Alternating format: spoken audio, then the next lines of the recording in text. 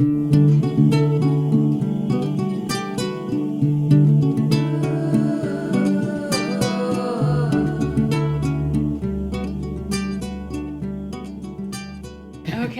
hello. This is Talk Breed, a podcast from the House of Brigid community in Dublin. We are going to introduce ourselves really quick. I'm Maddie. I'm the host, apparently. And this is my first year in Dublin. I'm from Savannah, Georgia. I went to Notre Dame and graduated in May 2019. I studied English and Italian. So do you guys want to introduce yourselves? Certainly. And again, this is our inaugural podcast, so it's an honor to be here, Maddie. Thank you for having us on the show. Thank you so much for having us. I wanted to say, this is Catherine Dunn. She's from Modesto, California. You're going to introduce me now? Yeah, you introduce me. Tell them what you know about She's me. from Modesto, California, served in the Bhríde, Wexford community last year, and has now moved up to the Dublin community for her second year.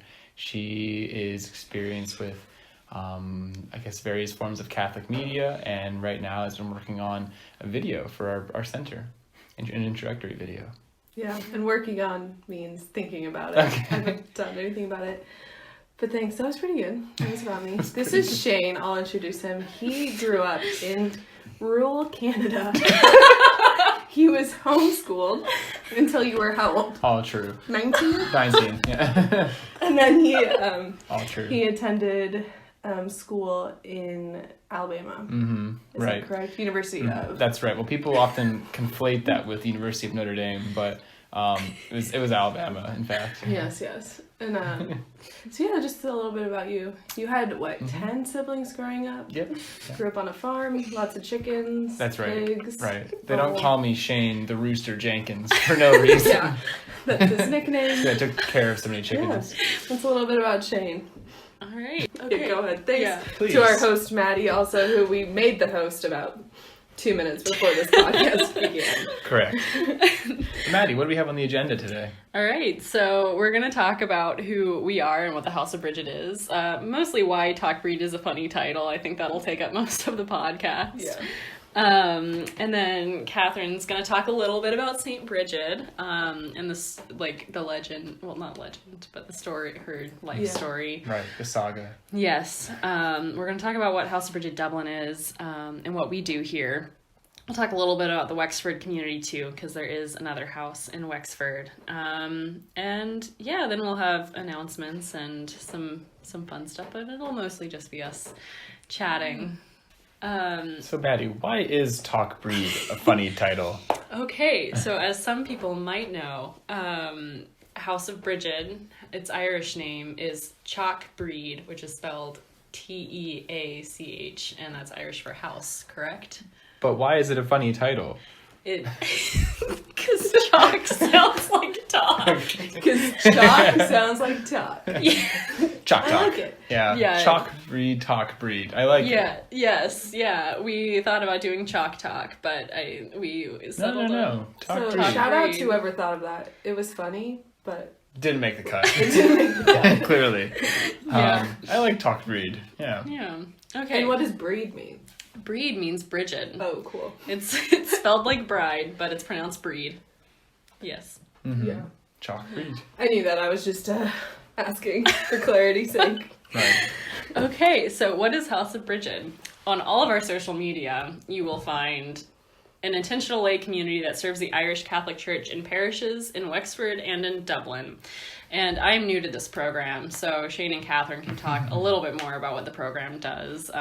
In effect, Catherine was in Wexford last year, and Shane was in Dublin last year. That's correct.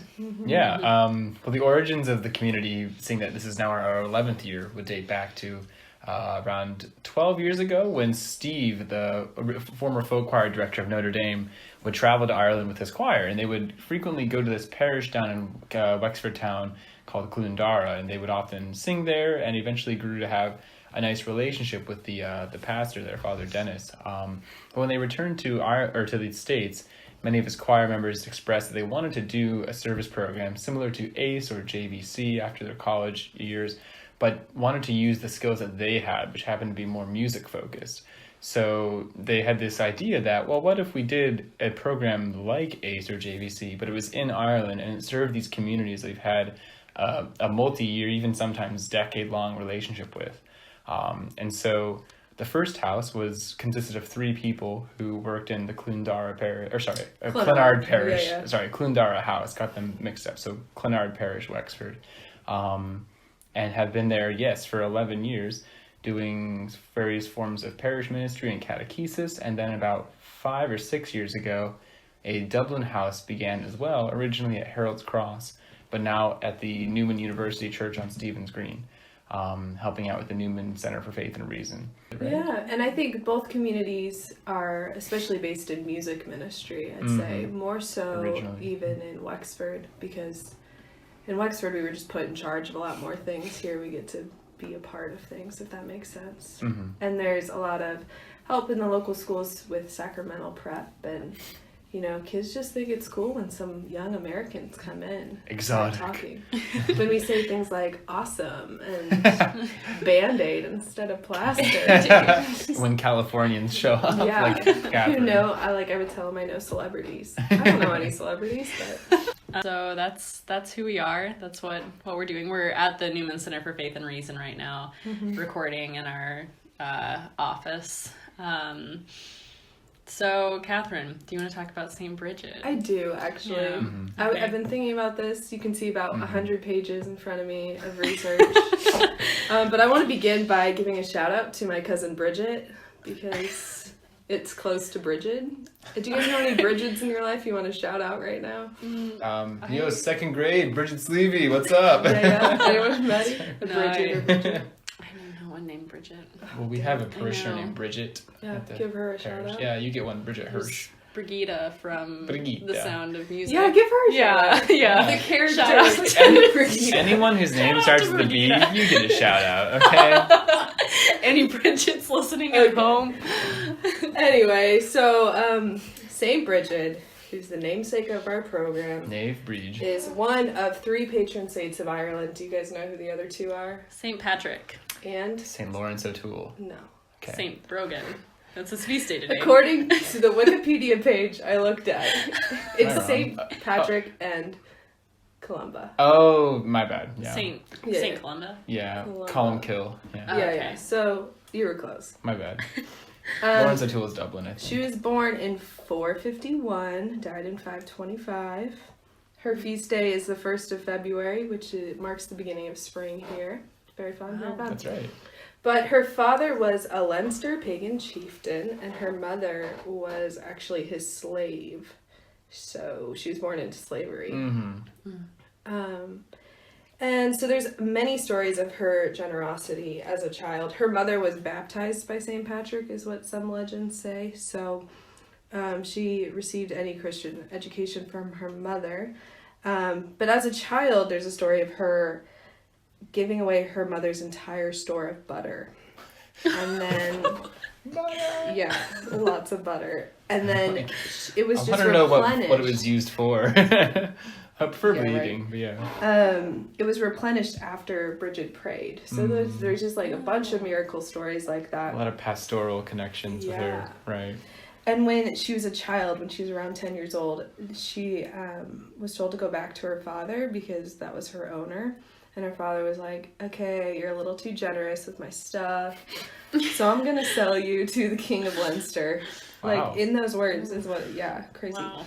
And so when he was going to talk to the King of Leinster about giving away selling his daughter, she was meanwhile on the street giving away one of his jeweled swords to a homeless person so that he could feed Hence the icon. his family. Yeah, we were looking at an icon earlier and she was stepping on a jeweled sword. So there's that sword.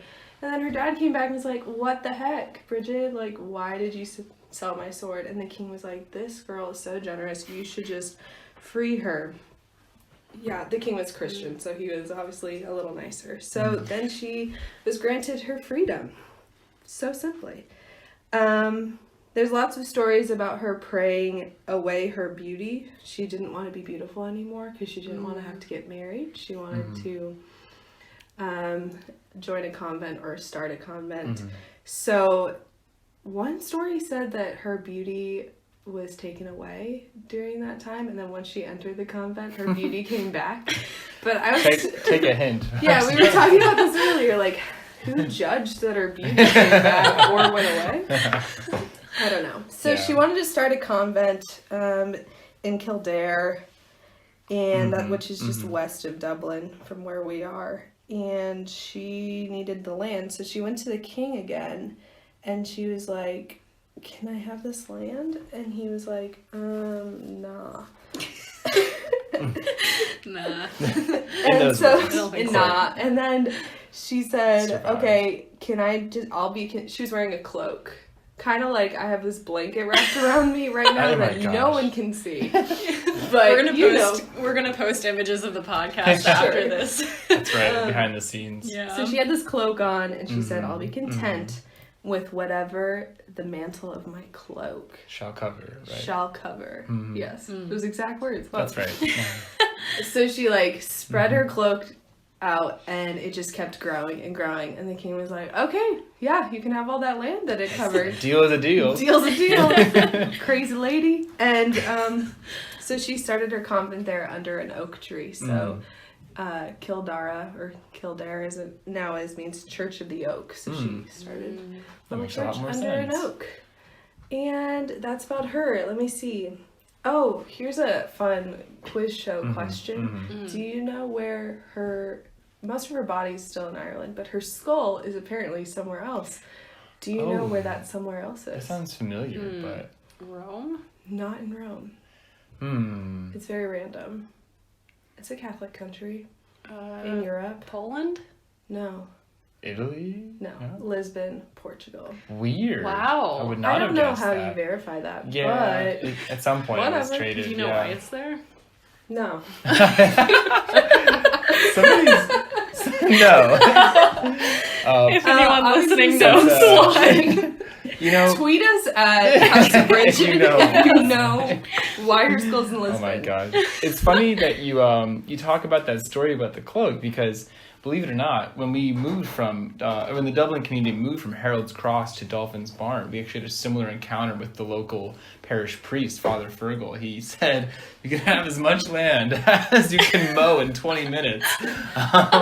But in fact, that ended up being only one little yard, so we got this tiny little thing next to the church. But I've never heard that story before. Well, there's a reason the yard is so unkempt. It's pretty tough to get through. Bad. Is that why everyone throws trash in our yard? That's right. The mower takes 10 minutes to get started, so he's already burned half your time. Oh my goodness. So yeah, there's a little bit about Brigid. So her convent in Kildare was destroyed in the 12th century. I think I heard about that. She was also known for keeping an eternal flame or something of the sorts, wasn't she? Yeah, her name, she's named after a pagan goddess of fire. Okay, so she had repurposed that. Okay. Yeah. Thank you. Fascinating. There it is. Fascinating. There's obviously more, but... Those are the important details. That's the important part. And so what is our association with Brigid then, as the House of Brigid? That's a great question, Shane. Well, I can tell you the answer. Okay. I lived there last year. So in Wexford, where House of Brigid was started, where the first community was, in the parish there, in the day chapel, there's a beautiful quilt of St. Brigid. It's huge. Right. It covers most of the wall, really. And it has that image of Brigid's cloak covering the hillside. It was made by the parishioners, wasn't it? Yeah, lots of parishioners down there huge. In Clonard. And you kind of have to see it in person to really get it. But that is where the inspiration for House of Brigid came from. Steve Warner, one of our founders and our colleague now, he has a great devotion to St. Brigid. And yeah, I think she just doesn't get enough credit. Patrick gets all the credit. So why can't she have a thing named after her? Isn't that enough? Yeah. I think so. Okay, so what is House of Brigid Dublin? Who are we? What are we doing? Yeah, Maddie's not equipped to answer this. She's only been here for so many days. But Catherine hinted before that we're slightly different than the Wexford community, which was founded more out of that spirit of doing liturgical music ministry. Here in Dublin, we still certainly do that, but as you mentioned, our colleague Steve takes a lot of the I guess, like, he sort of takes the lead on that, and we support him in that endeavor. But in other ways, we do a lot of youth outreach through planning events that are relevant to young Catholics, typically people just outside of college, up before they're married, so like mid-30s age, alongside a variety of events that would explore the Newman Center for Faith and Reason's, main mission, which is to offer, events that fit both of those aspects. Because weren't we talking about how for Newman there was sort of this harmony between the reason side of the faith, which is incredibly intellectual and deep and profound and philosophical, but then on the faith side as well, it has to be interactive and something that you're delving deep into, whether it's through liturgies and sacramental things, or if it's through our service events and our musical service. And I think a lot of our service is being present and being around, and it's hard to explain to people when they ask, "Oh, what are you doing there?" It's like, okay, I can list all these things that are going on and that we do, and I sing in a choir, but so much of it is just being present and being another friend to all the other young people around. I'm happy you mentioned that. That's easy to forget that so much of our job here, our work here, is being that support network or community for people that want a place to go where they can talk about their faith and see people who are also engaged and inspired by it. Because when you spend your whole time in the world that seems to be very ignorant of that, or at least disregarding of it, you're right, just us being there every day at Mass, sitting up front and welcoming people is, as people tell us, is a sign of hope for them. So good point. So like, why are we here? Why Ireland? Why couldn't House of Brigid have started in the US? What specific needs does Ireland have? I think Ireland has a long history of Catholicism, in the States especially. People take pride in being like, I'm an Irish Catholic, or I come from an Irish Catholic family. And Catholicism, Christianity is just so deeply embedded in their culture and their society. I mean, most people get baptized and go through the sacraments and have been to Mass, but there's a spark that's missing. There's like a relationship with Jesus. There's a community aspect that's missing. So House of Brigid was started so that the spark could maybe come back, that flame. Yeah. And not to say that us coming here is going to solve everything, because it definitely can't. We're just one of many volunteers here in the country that are trying to do what you're describing. But despite that incredible history you mentioned, there also has been an incredible, movement away from that faith in the past 100 years, hasn't there?